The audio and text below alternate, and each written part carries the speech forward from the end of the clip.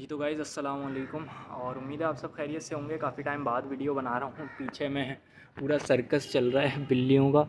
एक तो वो रही दिख रही होगी आपको, एक अभी अभी अंदर भागी है, वो आई पीछे है। तो वीडियो बनाने का मकसद ये था, एक छोटी सी बात कोशिश करूँगा डिलीवर करूँ आप तक। बहुत इंपॉर्टेंट बात है, वो ये कि कल क्लास ले रहा था मैं ऑब्जर्वेशनल एस्ट्रोनॉमी की। टेलीस्कोप्स के बारे में पढ़ाया जा रहा था, visible light, radio active lights, infrared, ultraviolet radiations वगैरह के बारे में। सो एट दैट मोमेंट टॉपिक समझने के साथ साथ एक जहन में बड़ी गहरी चीज़ चल रही थी, हर वक्त ही चलती रहती है, कि कैसे पाकिस्तानी स्टूडेंट्स जो है अचीव कर सकते हैं। एक space science is very important आज के दौर में, जो है समझ लें। स्पेस साइंस के अलावा जितनी भी फील्ड्स पढ़ाई जा रही हैं यूनिवर्सिटी में, और एक इंसान को उस वक्त मेन पॉइंट में ये सोच रहा था कि किसी को भी कुछ अगर बनना है, चाहे मैकेनिकल इंजीनियर हो, डॉक्टर हो, इंटीरियर डिज़ाइनर हो, लॉयर हो, कुछ भी, एनीथिंग, उसके वो बनने में सबसे मेन चीज़ क्या है और वो क्या होती है मेन चीज़। बहुत डीप टॉपिक है ये, मैं कोशिश करूँगा छोटी बात रखूँ।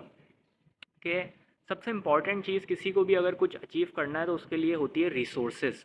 रिसोर्सेज का आसानी से अवेलेबल होना, या एटलीस्ट अवेलेबल होना।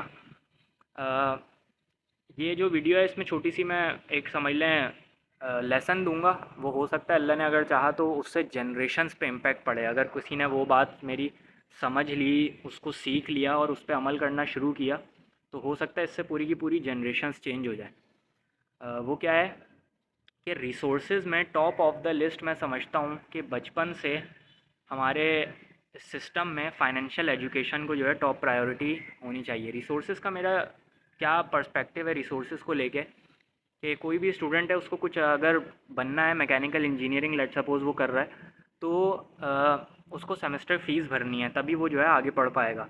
उसको ट्रांसपोर्टेशन का ख़र्चा उठाना है, उसको स्टडीज़ में आने वाले जितने भी छोटे मोटे खर्चे हैं वो उठाना है। ठीक है, रिसोर्सेज का हिस्सा होते हैं वो। फिर उसके बाद घर पे आएँ तो घर में आपको एक मेंटल कंसंट्रेशन चाहिए एक टास्क को अचीव करने के लिए। तो उसके लिए भी आपके पास बिजली, गैस, पानी, घर, सड़कें, ये सब रिसोर्सेज इस तरह की जो है अवेलेबल होनी चाहिए, तभी आप कंसंट्रेशन के साथ कुछ बन पाएंगे। ठीक है, तो मेन पॉइंट क्या है कि रिसोर्सेज समझ लें ऑब्वियसली पैसों से आती हैं। किसी को अगर डॉक्टर बनना है बिना पैसे के तो नहीं बन सकता। ठीक है, तो किसी को अगर कुछ भी बनना है पैसे के बिना नहीं हो सकती चीज़। इना मैं लिटरली पॉजिटिव वे कह रहा हूँ, इस्लामिक वे में कह रहा हूँ। ठीक है, बहुत सारी आप रिसर्च करें पता चलेगा। तो मेरा पॉइंट इस पूरे समझ लें इसको चेंज करने का ये है सीन, कि क्या हो कि बच्चा जो है अच्छा अपना फोकस से पढ़ पाए, कंसंट्रेशन के साथ पढ़ पाए।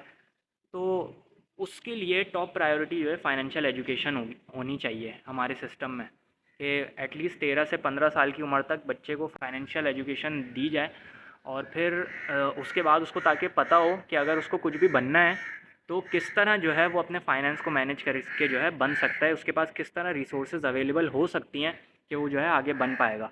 और इस पे अगर कोई शख्स, जैसे आप लोग अगर सुन रहे हैं, मैं जनरेशन्स को सुधारने की किस तरह बात कह रहा हूँ कि इससे हो सकता है जनरेशन सुधरें, वो इस तरह कि अगर कोई बंदा फाइनेंशियल एजुकेशन अभी हासिल कर रहा है, ठीक है, तो उस फाइनेंशियल एजुकेशन को अप्लाई करते करते बहुत टाइम लगेगा। फाइनेंस का गेम रातों रात का खेल नहीं है, लॉन्ग टर्म का गेम है, लिटरली बहुत ज़्यादा लॉन्ग टर्म का।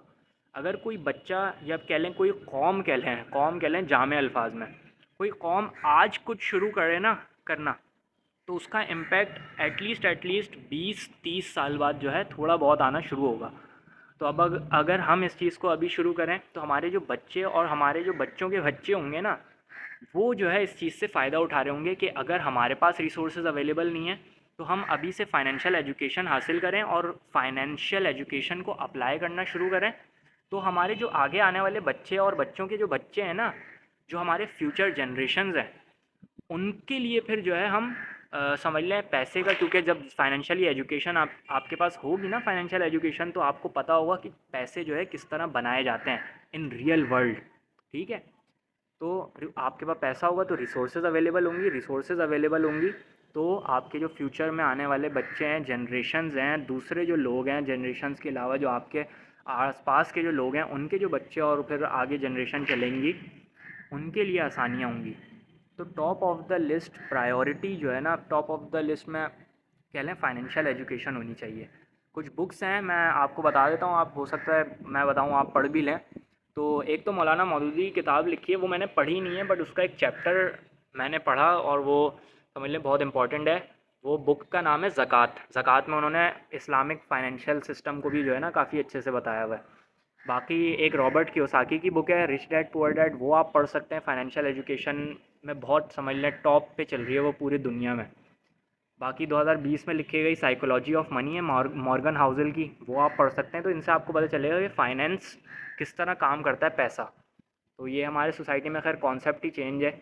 इसी वजह से आप देखते हैं कि बच्चे यूनिवर्सिटियों में सिर्फ डिग्री के लिए आते हैं, बिकॉज़ उनको नहीं बनना होता कुछ। अगर स्पेस साइंस कोई पढ़ रहा है तो उसको नहीं फ़र्क पड़ता कि वो क्या रिसर्च करके जो है कुछ इन्वेंट करे या कुछ अचीव करे, उसको सिर्फ डिग्री चाहिए और डिग्री के ज़रिए जॉब चाहिए।